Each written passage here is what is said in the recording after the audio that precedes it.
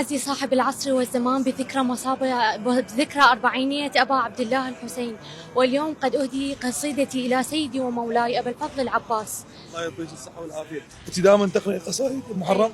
كل محرم تقرأين؟ لا، السنة وهالسنة إن شاء الله. هذيك السنة وهاي السنة؟ نعم. أوكي، يلا قرين.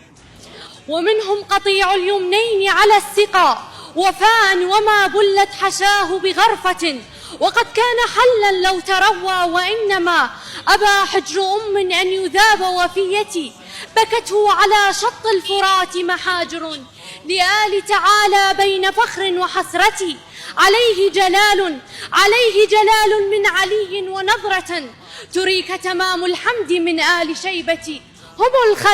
هم الخلق لولا الله أنشأ خلقهم لأنشاهم فرط التقى والحمية. الله يعطيك الصحة والعافية. تعال قربي لنا هنا. أنا أريد أسألك كم سؤال. شو توجهين كلمة الخدام المواقف؟ شو تقولين؟ الله إن شاء الله تزيد هذه الخدمة كل سنة عن سنة، وإن شاء الله الطريق يبقى عامر بزوار أبا عبد الله الحسين عليه السلام. صار ايش قد خدمة الحسين؟ من زمان، من أنا وطفلة.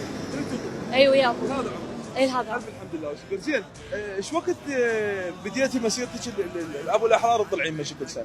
عملتي طفله؟ اي من اني طفله، بس اغلبها اني خدمه مو مشي. اغلبها اني اخدم بالموكب مو زياره. اي اخر شيء. ما شاء الله عليك، ما شاء الله عليك. زين، شنو الشيء المميز بالخدمه الحسينيه؟